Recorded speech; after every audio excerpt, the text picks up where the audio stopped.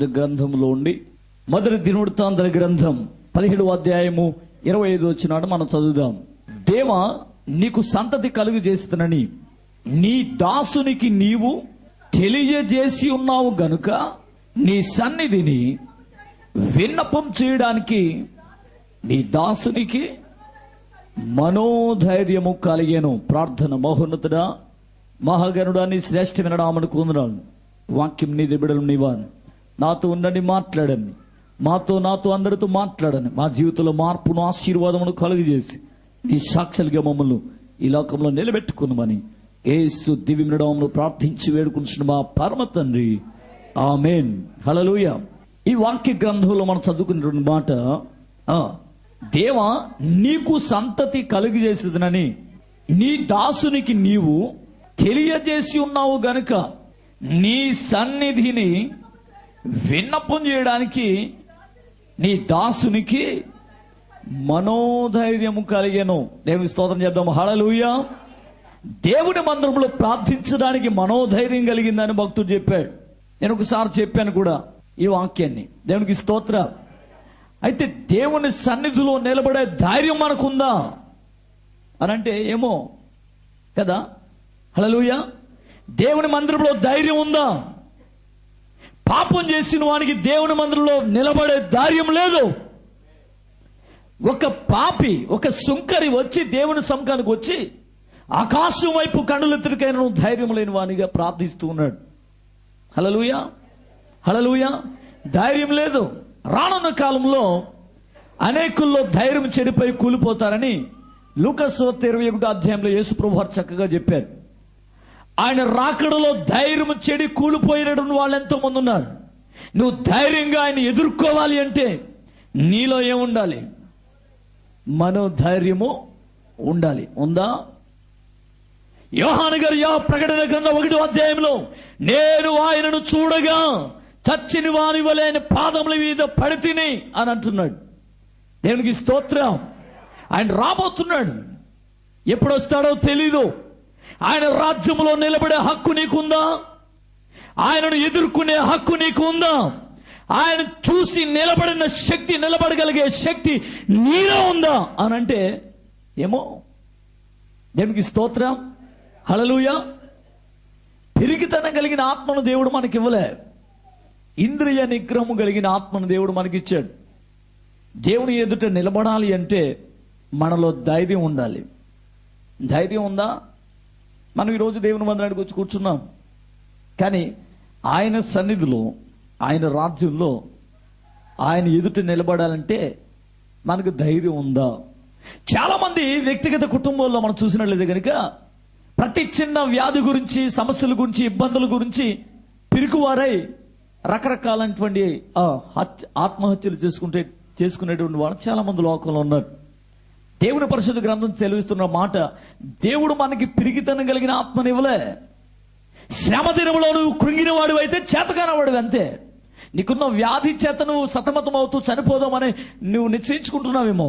నీకున్న సమస్యల గురించి నువ్వు చనిపోదామనేటువంటి మరి ఆ యొక్క ఆలోచన కలిగి నువ్వు నిశ్చయించుకున్నావేమో. దేవుడు నీతో మాట్లాడుతున్నాడు. నీకు ధైర్యం కావాలంటే, నీ సమస్యను నువ్వు ఫేస్ చేయాలంటే, నీకున్నటువంటి వ్యాధుల నుండి నువ్వు విడుదల పొందాలి అంటే నీకు ముందు ధైర్యం కావాలి. నీకున్న సమస్య నుండి నువ్వు విడుదల పొందాలి అంటే నీకు మొదట కావాల్సింది ధైర్యం. దేవునికి స్తోత్రం. హల్లెలూయా. ధైర్యం ఉంటేనే మనం ఏ పనైనా చేయగలం. ధైర్యం కావాలి. ధైర్యం లేకపోతే మనం విశ్వాసులుగా ఈ లోకంలో జీవించలేం. హల్లెలూయా. ఏదైతే భయపడతారో అదే వారి మీదకి వచ్చును అని దేవుని పరిశుద్ధ గ్రంథం సెలవిస్తుంది. హల్లెలూయా. కాబట్టి మనం భయపడాలా? ధైర్యంగా ఉండాలా? ధైర్యంగా ఉండాలి. మనం అనుకుంటే అయిపోయిందా? ధైర్యంగా ఉండాలండి, ధైర్యంగా ఉండాలి, ధైర్యంగా ఉండాలి. దేవునికి స్తోత్రం. దేవుని పరిశుద్ధ గ్రంథంలోంచి 3 మాటలు నేను మీ ముందు ఉంచి నేను ముగించాలని కోరుతున్నాను. దేవునికి స్తోత్రం. ఎఫెసీయులకు రాసిన పత్రిక 3వ అధ్యాయము, ఎఫెసీయులకు రాసిన పత్రిక 3వ అధ్యాయం 12వ వచనం చదువుదాం. ఆయన యందలి విశ్వాసము చేత ధైర్యమును నిబ్బరమైన ప్రవేశమును ఆయనను బట్టి మనకు కలిగి ఉన్నది. దేవునికి స్తోత్రం. నెంబర్ 1, నీకు ధైర్యం రావాలి కావాలి అంటే నీలో ఏముండాలి? విశ్వాసం ఉండాలి. అర్థమవుతుందా? మనలో ఏముండాలి? నెంబర్ 1 విశ్వాసం. ఉందా విశ్వాసం? మనకున్న పేరేంటండి అంటే విశ్వాసులు. అవునా? వారిలో విశ్వాసం ఉండ కనుగొందునా అంటాడు దేవుడు. ఉందా విశ్వాసం? హల్లెలూయా. విశ్వాసం అనున్నది నిరీక్షింపబడు వాటి యొక్క నిజ స్వరూపమైన ఉన్నది అని హెబ్రీయులకు రాసిన పత్రిక 11వ అధ్యాయం 1వ వచనంలో అక్కడ కనబడుతుంది. అదృశ్యమైనవి ఉన్నవి అనడానికి రుజువై ఉన్నదని అంటాడు. ఎక్కడ 2-3 కూడి ఉంటే అక్కడ నేను ఉంటానని దేవుడు చెప్పాడు. ఇప్పుడు ఆయన ఉన్నాడు అని నేను చెప్తాను. అది విశ్వాసమా కాదా? విశ్వాసం. దేవునికి స్తోత్రం. హల్లెలూయా. ఆయన ఇచ్చాడు మాట, దాని మీద మనం ఏం కలిగి ఉండాలి? విశ్వాసం కలిగి ఉండాలి. దేవునికి స్తోత్రం. విశ్వాసం. ఈ వ్యాధి నన్ను సోకింది, ఈ సమస్యలు నన్ను వెంబడిస్తున్నాయి, ఈ ఇబ్బందులు నన్ను వెంబడిస్తున్నా, ఈ సాతాను నన్ను వెంబడిస్తుంది కాబట్టి వీటి నుండి దేవుడు విడుదల కలిగించబోతున్నాడు, స్వస్థత కలిగించబోతున్నాడు, ఆశీర్వదించబోతున్నాడు. విశ్వాసం నీకు రావాలి. దేవునికి స్తోత్రం. హల్లెలూయా. విశ్వాసం ఉందా? విశ్వాసం ఉందా? ఏమో. హల్లెలూయా.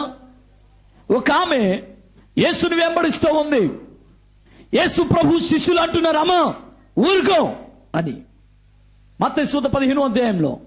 అప్పుడు ఆమె చెప్తుంది, దావీదు కుమారుడా నన్ను కరుణించు. అప్పుడు ఆయన అంటున్నాడు, ఆమె నా ఎద్దుకు తీసుకురండి. వచ్చింది. హల్లెలూయా. ఆయన చెప్తున్నాడు, వెనక్కి తిరిగి చెప్తున్నాడు, అమ్మా నశించు ఇశ్రాయేలు యొద్దకు వచ్చాను కానీ మరి దేని ఎవని కోసం రాలేదన్నాడు. హల్లెలూయా. అక్కడ కొద్దిగా సిచ్యువేషన్ జరిగింది. చిన్న పిల్లలు తినే రొట్టె ముక్కను తీసుకుని కుక్క పిల్లలకు వేయటం యుక్తం కాదు అని చెప్పాడు. దానికి అందామే ఏమనందంటే, నిజమే ప్రభువా, కుక్క పిల్లలు కూడా తమ యజమానుడి బల్ల మీద నుండి పడే రొట్టె ముక్కలను తినును కదా అని చెప్పింది. దేవునికి స్తోత్రం. తను తాను తగ్గించుకుంది. ప్రభు అవును, నేను కుక్క పిల్లనే, నేను కుక్కనే, కానీ నీవు నా యందు కనికరపడి నా కుమార్తెలున్న దెయ్యాన్ని వెలగొట్టాలని అడిగింది. దేవునికి స్తోత్రం. హల్లెలూయా. ఈమెకున్న విశ్వాసం ఏమైనా యేసయ్య నా కుమార్తెని బాగు చేస్తాడు అనేటువంటి నమ్మకంతో ఆమె వచ్చింది. రకరకాల మాటలు ఆమె అనుభవించింది. ఎంతో మంది ఎన్నో రకాల చీటిపోటు మాటలు మాట్లాడారు.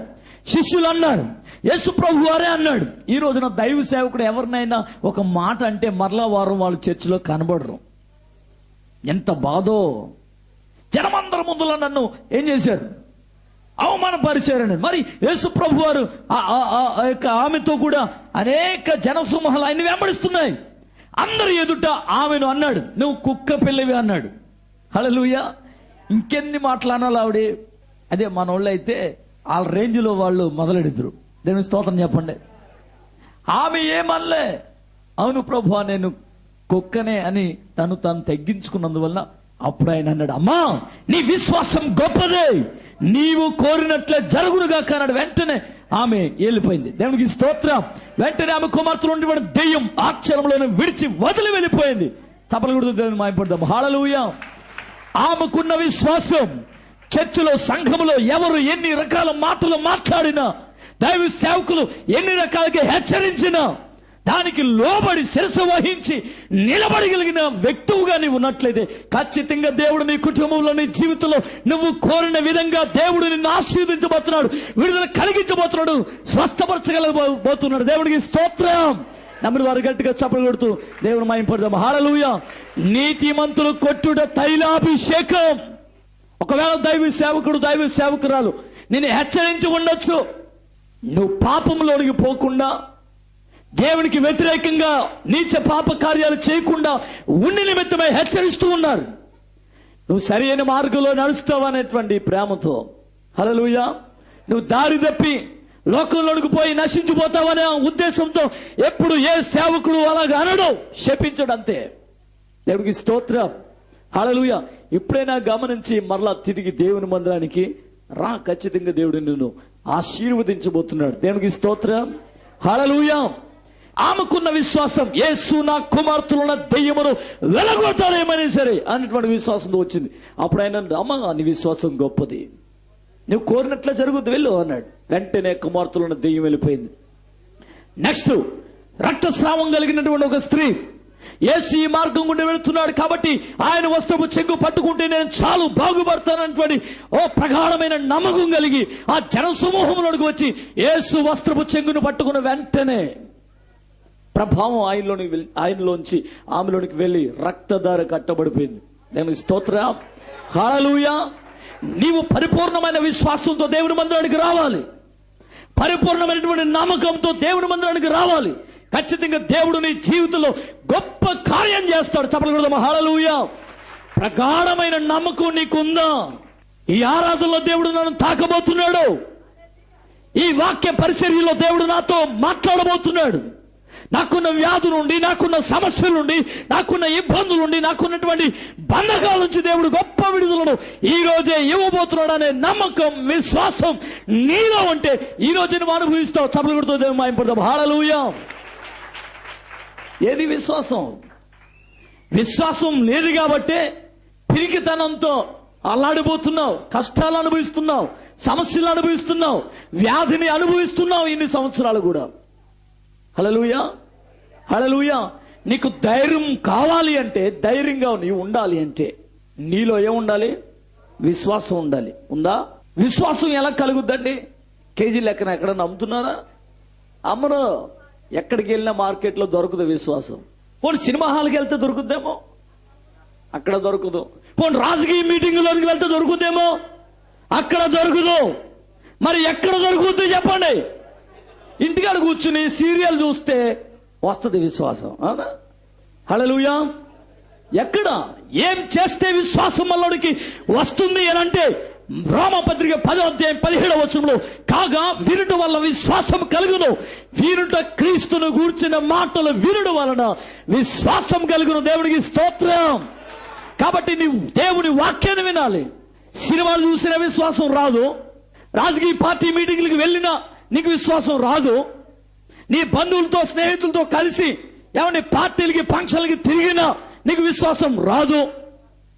దేవుని మందిరానికి వచ్చి దేవుని సంఘంలో ఉండి దైవ సేవకులు, దైవ జనులు, దైవ సేవకురాలు అందించుచున్న వర్తమానమును ఆశతో, విశ్వాసంతో విన్నట్లయితే, భక్తిగా విన్నట్లయితే నీలోనికి దేవుడి విశ్వాసాన్ని పంపుతాడు. చప్పలు కొడుతూ దేవుని మహిమపడదాం. హల్లెలూయా. దేవుని గురించిన మాటలు వినాలి. ఇంత గొప్ప సాక్షి సమూహం మేఘం వల్లే మనలను ఆవరించినందున భక్తులు అంటున్నాడు. ఎంతమంది వ్యాధుల నుండి విడుదల పొందారు, వాళ్ళ సాక్ష్యం చెప్తున్నారు. ఎందుకు వాళ్ళ సాక్ష్యం చెప్పాలి?